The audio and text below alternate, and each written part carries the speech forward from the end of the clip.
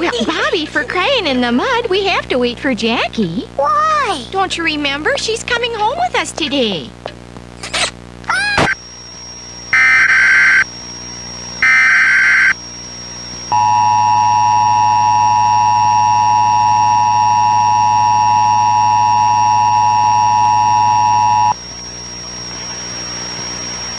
This message is being transmitted for Rogers County Emergency Management.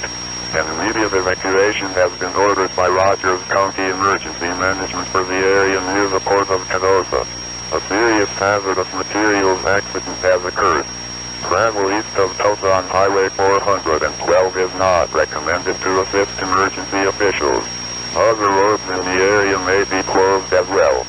Persons in the vicinity of the port of Catoosa are recommended to exit the area to the south and east.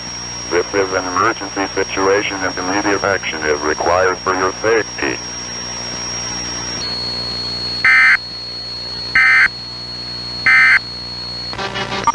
I want to play no matter what it is. Oh, wow.